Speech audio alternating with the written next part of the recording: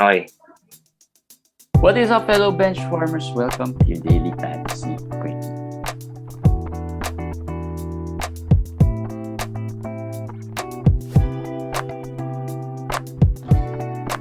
What's up, guys? Hope you did not miss us because we had live sessions for 2 days straight, and we didn't have any pre-recorded episodes out. But yeah, you can check out the live Q&A sessions in our Facebook page. Last Thursday, we did a live Q&A for our quickie, and yesterday we had a guest for our DFS episode. But we answered some season-long fantasy questions as well, but not as much as the DFS questions. But yeah, we're back, and my name is JJT with Komish Eric. How are you, Komish? How are the playoffs? We are 2 more days left before the end, and I am sad. Yeah. Made some bad moves today,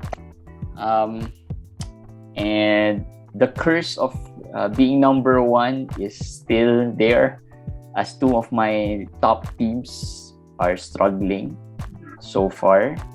And I'm not as, I think one of the league with JC, I'm pretty much out of it because I think the number of games as well, there's still a lot of games. My opponent has still a lot of games left, anchored by Jokic. So yeah, I'm not keeping my hopes up there. But the Unboxed League, there's still chance there. There's still a little bit of chance. Tomorrow would be a crucial day. Yeah.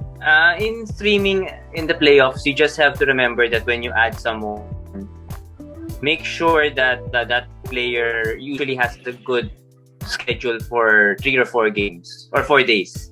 Because sometimes when you add someone, you remove another player. That player has a game the next day. So it's just evens out. Unless you're going to make a move every day, which I don't know your settings, but a lot of leagues have limited moves. So you have to look at first part of the week or middle part of the week, who has back-to-backs, who have good schedule, so that overall you will increase the number of games of your team for the week. Like if you have 33 games this week, your goal is to, when you stream, you get to at least 38 or 37 or 38. Yeah, that's the goal. But sometimes managers, what happens is that it just becomes 33 also, because they don't even stream out. properly. Yeah, they even out. Like the back-to-backs are crucial. Right? Yes. If you want to stream.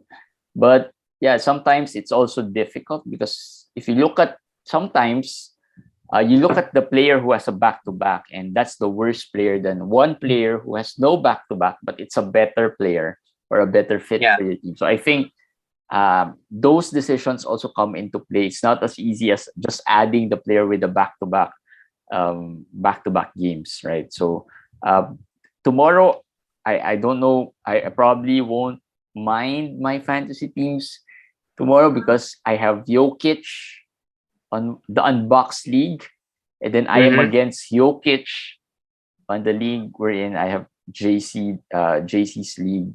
So I'm not sure how I'm gonna feel about Jokic doing well, but I hope he does well because I think the Unboxed League, I have better chance there than the other league. That is just unfortunate because I was number one for quite a while there, like pretty much half of the season. I've been number one until I lost CP3. That in one league, that started the downfall. But not to make excuses, but yeah, I still had a chance during this week. So the CP3 injury probably cost a lot of managers. It's a very big injury, so that one really hurt a lot. I think a lot of CP3 owners are reeling right now, or struggling. Because I talked to someone, he said he lost CP3 and his team started to falter. I have CP3 in only one league, which is the Unboxed League. Also, I lost him there. It's a big factor because when I lost AD start of the season, I was able to continue to be first or second. Yeah. But when you lose CP3, it's a big thing because he gives you assists with little turnovers, so that's very, very important. Yeah. And then the steals, he's one of the top steals guy, and then his field goal for a point guard isn't bad. He's a great free throw shooter, so he's just a positive in a lot of categories. So that's big. CP3 was big, really. Yeah. I'm also hoping I get through the Champions League I'm I'm still down 4-5, but I have 4 more games than Charles. So let's see. Tomorrow's gonna be crucial. I need to catch up on the points because that's where I'm pretty much close, and there's possibility I can catch up there. I'm out there. I'm out in the Champions League. I was a second seed. Although second to seventh was very close, like probably 3 or 4 games. I think the It was second close. seed was what, a half game or 1 game apart from each other. Yeah. And it was as I said, it was my mistake that I played so well at the last week that I became the second seed because I really didn't want to face the opponent I'm facing now. That opponent, all credit goes to him. He Who's drafted that? Giannis and LeBron. Grant, one of Oh yeah, okay. one of our friend. Yeah, this is a lesson for everyone also. Giannis and LeBron was his picks, but I could beat him with Giannis and LeBron. But the difference maker this week has been Marvin Bagley and Cameron Payne, which are both on his team, and those are ads. So as I said, if you own both of these players, I put both of them since I'm gonna segue to our feel good. I put both of them as fantasy play of champion Difference stars. makers. They're difference makers. Cameron Payne, what he's doing, and as a CP3 owner, it's your mistake if you didn't have Cameron Payne, if you didn't add him, especially when CP3 already got injured prior to the All-Star game, right? I mean, there was waiting for news. They were waiting for news. Payne should have been added right away. I mean, that's something that had to be done. And right now, if you did that, CP3, the loss of CP3 won't be as well. I did hurtful. that, but still, it hurts because the assist numbers are not as high, as not as good. But yeah, still, yes, I give myself a fighter's chance to win. I not to make excuses. I made bad decisions today. I played some players that I should not have played because it's a full slate, right? So I have some players who I need to bench, and I bench some players that I shouldn't have benched, which played well today, and that includes Marvin Bagley, who had 20 points, 11 rebounds, and 2 steals.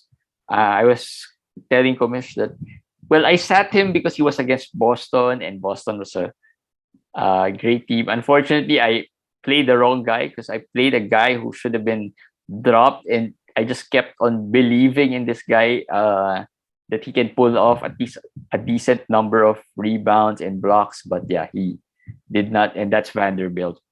So that I made a big boo boo there, and I think that will be a big difference maker for me. Bagley is when he had the bad game, the second game, the without Stewart, and we said keep him, hold him. Yeah. And we talked about week 21 schedule. Detroit has the best streaming schedule. And one thing about week 21, there's very few back-to-backs. If you look at it, there are four days without any back-to-backs at all. I've never seen that ever since I've been making the schedule analyzer. So Detroit and Orlando would be very, very valuable. So even if, like players like Bagley or Olynyk struggle today, I'm keeping Olynyk because if your playoff starts next week, the 3 days Olynyk will play will be very important. Will be very important. So I'll hold on to the Detroit Pistons, the Orlando Magic, except if they're like, really, really useless. like Jalen Suggs, for instance. Yeah, I know Orlando has a good streaming schedule, but if he gives you 1 of 7, 4 turnovers. One player who might be available, Chuma might have been dropped, not playing as well. Chuma. Yeah. You could add him for some steals there. Who else from Detroit? There's not much though from Detroit. Who you can really add? There's not much. That's why I've been harping on Olynyk because Diallo is also injured. Killian is injured. I've been talking about Saben Lee, but he's not been consistent. So not as consistent. He's in the rotation now because of the injury to Killian. So if you want, if you're in deep league, that's Hail Mary add Saben Lee. But for Orlando, there's also not much. Maybe Okiki, if he was dropped, but not much players. That's why a player like Bagley, no way you should not hold on to him, even if he struggles a little bit. And we're talking about next week's streaming strategies, Detroit and Orlando. But looking at today's developments, Anthony Simons is the biggest blow to some of the fantasy managers. Mhm.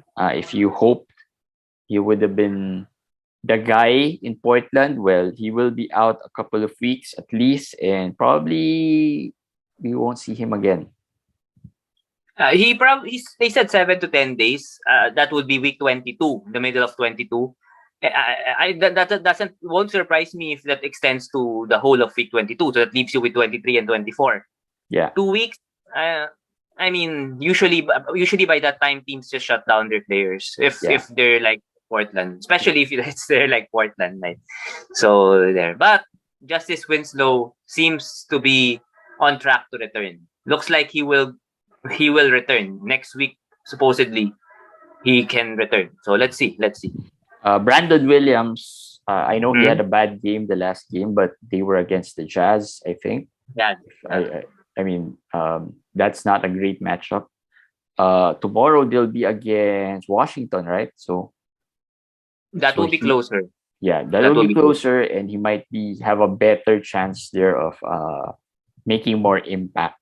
So if you're Yes. desperate for a move, I'm pretty sure he's, because I've added him in some of the leagues we're in.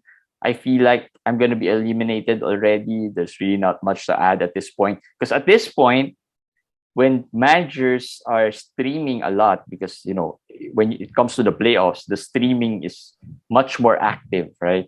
You'll end up having lots of players on the waiver wire. You probably won't be able to pick a lot of these players already. So yeah, Brandon Williams, in case he was dropped and available, no one picked him up in a couple of my leagues. I just pick him up. Let's see what happens, and hopefully he plays well tomorrow. Patrick Beverly, this is so unfortunate. He had 3 threes early in the game for 4 minutes, and I was so happy because I rostered him. 9 points in 4 minutes.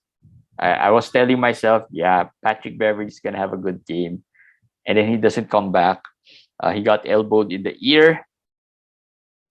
Really But annoying. I'll add this guy to the one of the most annoying players to own yes. as well this year. Add him together with Jimmy Butler. Who else are the guys like that who always misses games? At the Brogdon, right?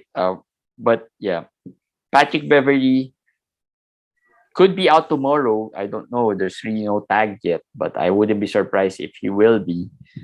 And There's no report. He's not in the injury report, although he didn't come back.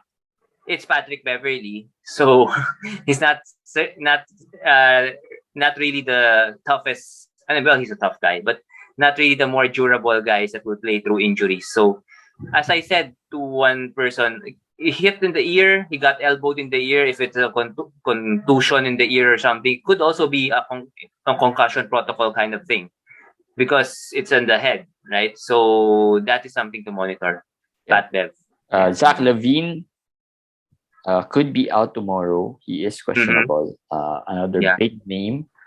I have in one league, and unfortunate this would happen. But I'm not sure how worried are you about Zach. But yeah, not the right time to be out. I have him in one team aside from the cursed team, and actually another cursed team that I've not been talking about as much. I have Pat Bev, CJ McCollum, and I have Zach Lavine, I have Paul George in that team. So that also is a bad team in injury. But that team is already out. I mean, that is a 16-team league, so I was able to hold on till the last minute, but now it's free falling, so I don't care.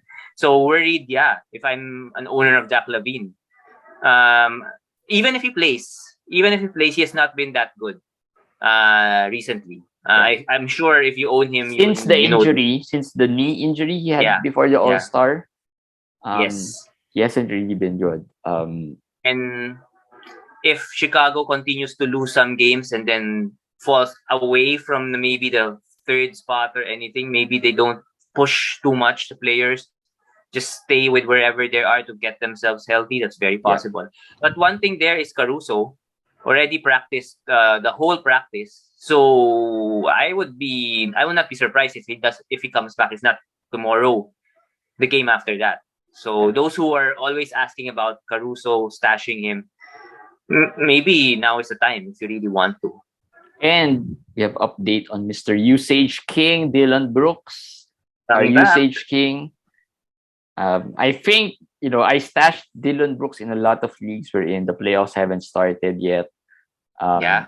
Um, um, in fact, I have him stashed in one of the teams wherein the playoffs has started, although it looks like I'm going to be eliminated there. But yeah, stash him. I mean, we've seen what he can do, what Memphis has done for him in giving him the usage. So there's really not much players to stash here. If you're stashing Caruso, I would think I'd prefer stashing Dylan Brooks because of the usage and the minutes that he will get. Yeah. Yeah. So yeah, Dylan Brooks joined the road trip, so could play anytime now. So let's see. Let's wait for those. Let's talk about some players here. Playoff drops. Komish talked about some playoff drops. Easy to drop players now.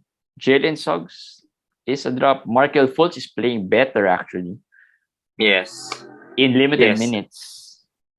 Yeah, actually, Suggs, even if he plays well the next game, it's just there's no point. There's no point in holding him right now, wasting a roster spot, and getting 4 games out of him where he plays one good game or 2 good games and 2 games where he'll hurt you. He'll hurt you as in he'll really tank your free throws, a field goal and turnover. So he's not panned out this year. One of the rookies, Jalen Green has turned this season around, but Jalen Suggs has not. So Yeah. so he's a drop. He's a drop. Terrence Mann is another player who's not playing as well. Well, not surprising given that the Clippers are really a team that's more. There's really no one guy that's safe there in that team when it comes to fantasy. Anyone who gets hot gets the minutes. So it's really hard to get players. Maybe the safest guys there are Reggie Jackson. Even Zubac is not the safest of guys, although he's getting the usage and the minutes. But that small forward, power forward rotation is just a mess there. They have Coffee, they have Mann, they have Batum, they have Marcus Morris. Not everyone's playing well.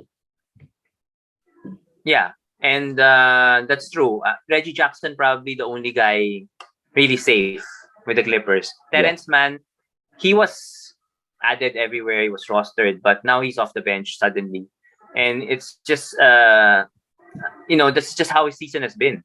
He's been playing well, and then starting, and then all of a sudden you see suddenly he's benched. I don't know the reason. Tai Lu is a great coach, so I wouldn't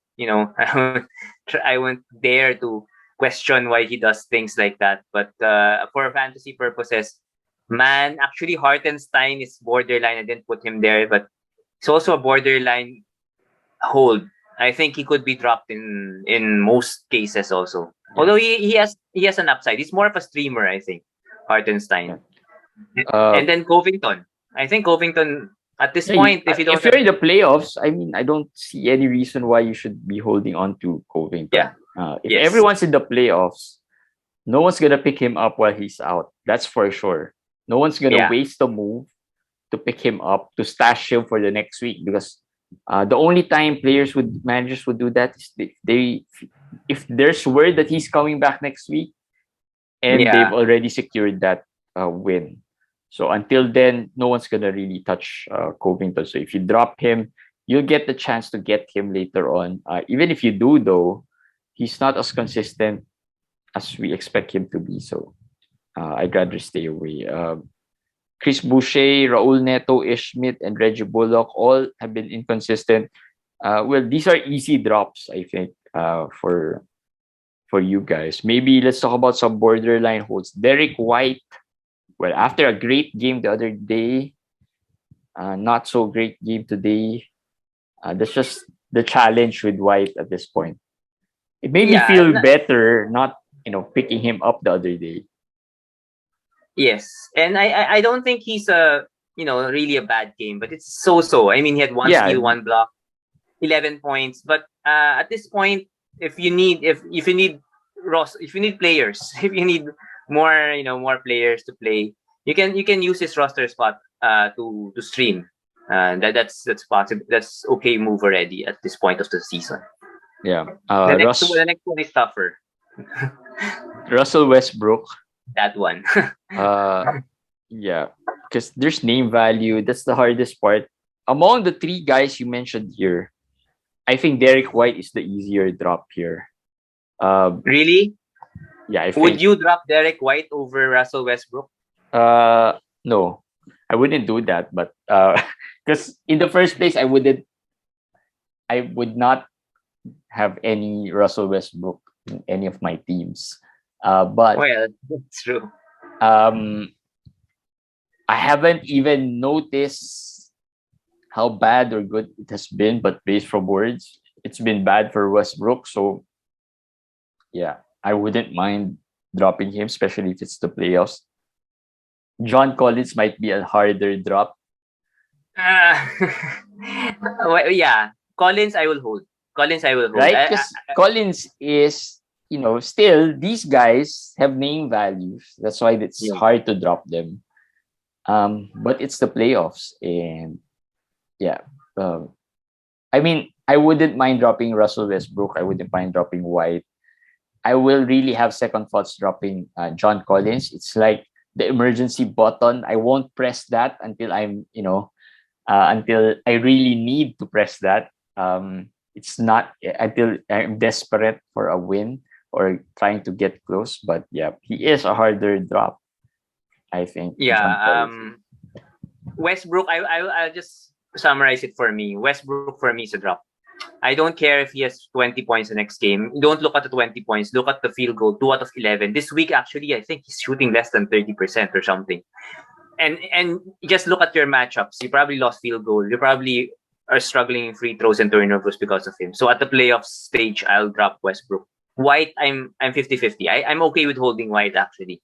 Because he won't hurt you. He might not help, but he won't help. He won't hurt you. Collins, I will hold. This Collins, is I will hold. the thing about the percentages and the efficiency stats that we've been talking about ever since. Those are the key stats that you need to get whenever you are in the playoffs.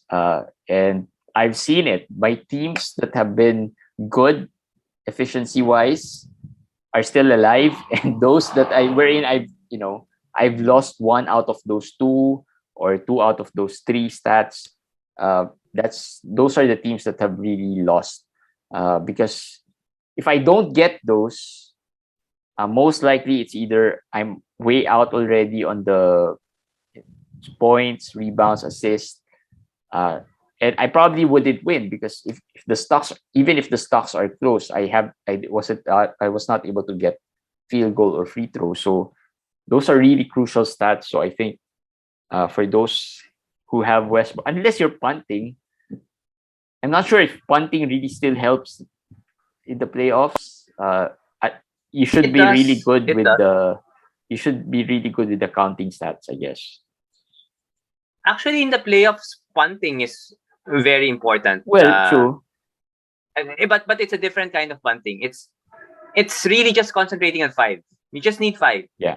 But of course, that is dangerous in a sense that if one of the 5 that just concentrated on suddenly doesn't pan out, doesn't deliver for you, then you're left with, oh no, where will I get the other category? Yeah. So usually, if your team is already so bad, you have no other choice but to concentrate on the 5. But if your team is okay enough, maybe go with 6 or sometimes 6.5, maybe 7. But you cannot go for all 9 at the playoffs. Yeah. When it's the playoffs, punting is actually the way to go. It's the way to go when it's the playoffs. Yeah. Yeah. I was just thinking, if you're punting like field goal, free throw, do you still drop Westbrook? Well, no. If you are punting those 2, but imagine turnovers also, so you're actually having to punt 3.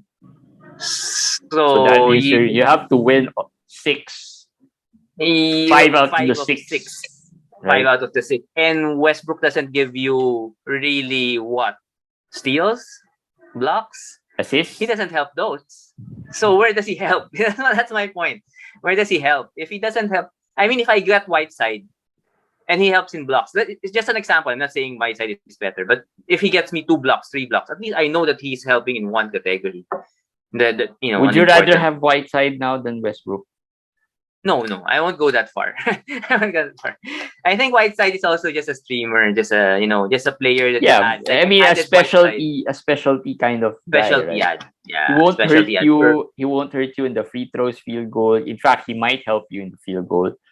But if you need the blocks towards the last day, like tomorrow, you need to catch up on the blocks. He could be a good stream for you because not a lot of guys there are good at blocks. Like players like him, Okongwu, right? Those players can give you blocks without really destroying the other stats that you need to win as well. So Westbrook, though, even if you pick him up, he'll hurt you in 3 categories and help you in maybe 2 or 3 more, right? Yeah. And actually, I did not put some players here. Vanderbilt, you've talked about. I think he's a drop also. Jason Tate, at this point, I think is a drop also. So these are the players who are owned in more than 40 to 50% of leagues who I think should be dropped. Tate, Vanderbilt, those two are added players there. Yeah, I mean, I should have dropped Vanderbilt a long time ago. Anyway, buy players. Let's talk about some buy players here. Dwight Powell had a great game today. He had a double-double, very efficient double-double. Hopefully, he gets going. Though I'm not keeping my hopes up that he'll get a double-double. But he's been playing okay. Yeah, and he's an example of someone I would rather have than Westbrook. Whiteside, no. But Powell, as we talked about before, he's like 60% field goal for, I mean, very high. And then he can help you with threes and then some blocks and rebounds here and there. So, yeah, he's not eye-popping must-add, but he's okay. Plus, he gets the minutes. I mean, the difference between him and Whiteside is that he gets the minutes. Yes. Whiteside is a good per minute, but he doesn't get a lot of minutes. That's the challenge with Whiteside. Although if he gets 20 minutes, he'll probably be a good player to own. But Dwight Powell has been really good. Not just today. Today was a great one. I mean, 26 and 12. You probably won't get that from him until next season. It's against Houston. So yeah, that too. So, so Dwight Powell could be an ad. KJ Martin, another fantasy playoff popular ad probably in the next few weeks. Last year, he saved a lot of managers, got them their fantasy wins. This year might be the same for KJ Martin. I would say he'll help, but he won't be as good as last year. I believe that because they have better players. Jalen Green, Wood will still be there. Sengun is there, so he'll have better. Like last year, he was with Armoni Brooks and whoever those players were. So this year, he's not gonna be the star, but he's still gonna be. If Tate is out for a long time, KJ will be a big factor in the fantasy playoff. Josh Christopher is another guy who's being under the radar. Actually, he's been in a lot of waiver wire still. I think a little under the radar because not many is focusing too much on him or the Rockets, or not a popular player as well. So he could be a player that you can stream. Trey Murphy from New Orleans, in case Trey Murphy was promising early on, did not get any minutes really. Could be a good ad without McCullough, without Brandon Ingram. So Trey Murphy and Najee Marshall. Najee Marshall, another player from last season's playoffs. Yes, that was a great ad. I like Najee. If CJ and Ingram continues to miss games, Najee is the guy I'm checking in that in New Orleans. He's someone you could add for the short term. Yeah. So Najee Marshall, a good ad. We talked about Marvin Bagley and Cameron Payne as feel good players. So I guess we'll end it at that. Tomorrow is what's tomorrow? Tomorrow's a Sunday. I keep thinking today's a Sunday. Tomorrow's a Sunday. Good luck, and maybe a tip for you, maybe maybe you want to stay away a little bit from the. I stayed away. I was so stressed this morning because of the bad moves I made, and that's what fantasy can do for you sometimes. So Yeah.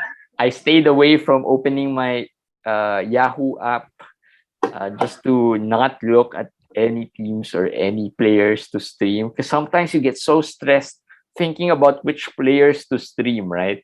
And sometimes it's much more easier and seeing that players have been picked up already and you don't have much choice. The more choices you have, the more stressful it gets, actually. Uh, right? And the more Well, overthinking that we probably have, that we probably do. Right? Like the one I was talking to you about, I sat Marvin Bagley. They were already rostered, and I changed that last minute. So that was me overthinking. If I just played there, I also had Dwight Powell there, and he was rostered. So I mean, that's annoying. I overthought about it. So yeah, not good. So it's a Sunday, so maybe want to take a break. Once the games have started, just don't look at the box scores and look at it in the after the games. That might help mentally for us fantasy managers, especially those in the playoffs. All right, that's it for Daily Fantasy Quickie. We'll see you guys again tomorrow. Bye, guys.